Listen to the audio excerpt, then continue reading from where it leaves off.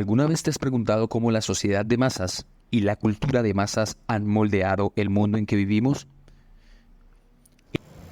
En el libro Dialéctica de la Ilustración, escrito por Max Horkheimer de Adorno sobre el año 1944, resalta el capítulo número 4 denominado La industria cultural, precisamente porque se defiende la tesis de que la industria cultural es un producto de la ilustración y como tal, la ilustración nos vendió una falsa promesa de ideología universal con una tendencia a la liberación, a la prosperidad. Pero vemos que precisamente Max Horkheimer y Adorno resaltan que somos producto de un engaño, de ese engaño de la ilustración. Por eso el subtítulo denominado Ilustración como engaño de masas es precisamente apuntando a cómo la ilustración crea un producto que es la industria cultural. A continuación, nuestros compañeros Mauri Perdomo y Juan José Molina nos expondrán conceptos claves alusivos a esta gran idea y gran tesis de cómo la industria cultural efectivamente fue permeado o fue mejor permeando un sistema que prácticamente amparó y llevó a cabo todo el desarrollo de un proceso que hoy por hoy no se detiene y que queremos invitarlos a reflexionar y a pensar en contextos actuales. Un fraternal saludo. Soy Mauri Perdomo. Los invitamos a acompañarnos en esta reflexión que los autores ya mencionados nos permiten en su obra La dialéctica de la ilustración. Escrita en 1944 durante el tiempo de exilio en los Estados Unidos de Adorno y Horkheimer, en un contexto influenciado por la Segunda Guerra Mundial y el surgimiento del fascismo en Europa.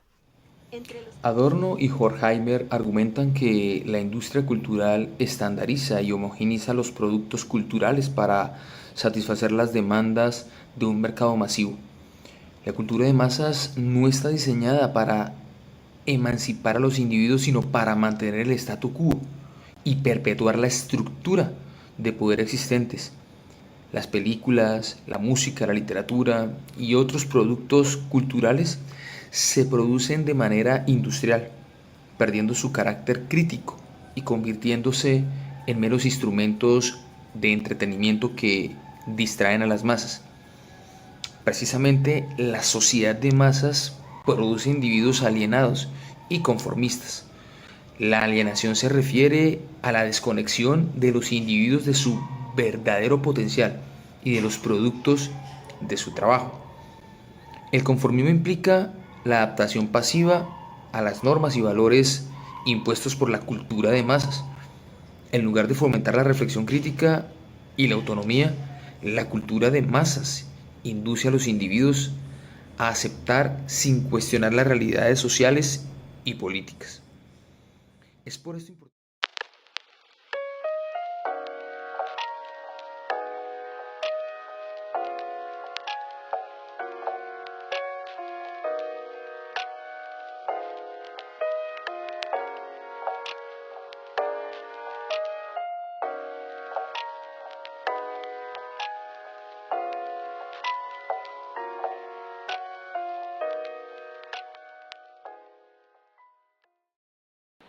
Para entender la diferencia entre cultura de masas y cultura de las masas, hay que entender la industria cultural, ¿no? La industria cultural entendida como los fenómenos que se vinieron desarrollando a partir de los años 20, 30 y 40 del siglo XX, en cómo el capital o el capitalismo tomó la cultura como una mercancía.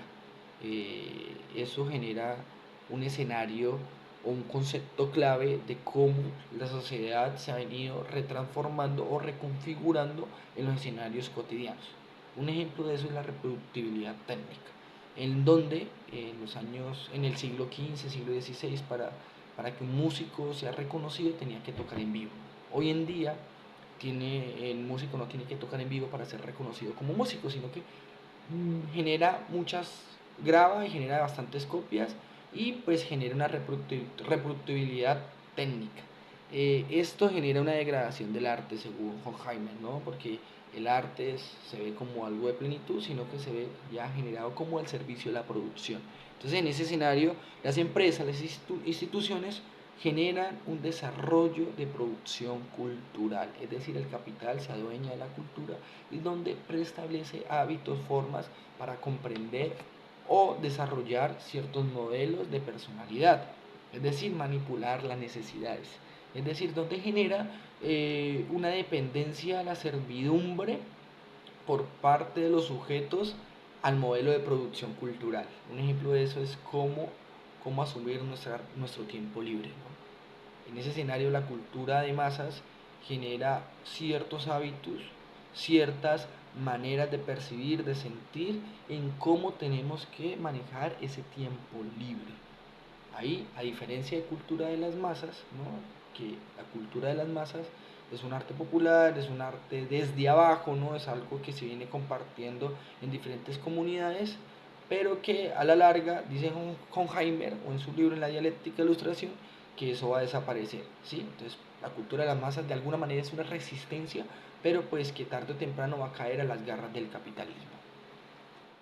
En Dialéctica de la Ilustración, Adorno y Horkheimer presentan cómo la cultura de masas y la sociedad de masas son nociones relacionadas y mutuamente influenciadas, dada que ambas operan bajo principios de estandarización, conformidad, alineación y control, reflejando así dinámicas de poder y dominación. Entre las principales similitudes podemos encontrar cómo ambos conceptos se refuerzan mutuamente. Por ejemplo, podemos observar cómo los productos culturales vienen de necesidades de la sociedad de masas y esta está conformada en base a contenidos y valores transmitidos por la cultura de masas. En la sociedad de masas, la homogenización busca suprimir las diferencias. En la cultura de masas, los productos culturales son homogenizados y estandarizados. La cultura de masas difunde a través de los medios de comunicación ideologías y mantiene el status quo, mientras la industria cultural moldea sutilmente a la sociedad de masas desde la manipulación y el control.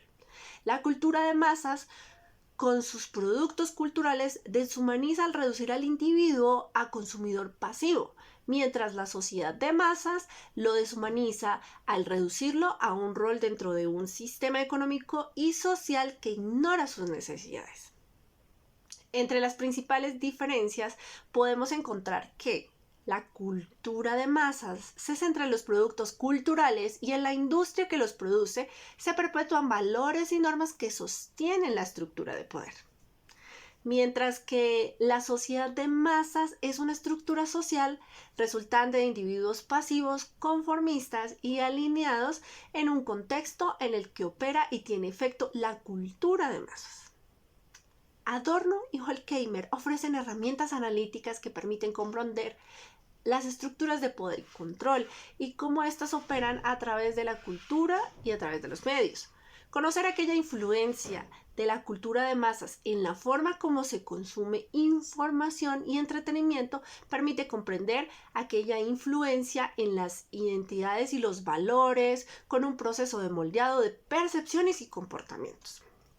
Por ejemplo, cuando la desinformación y el uso de los medios influencian la opinión pública, como es el caso de las elecciones.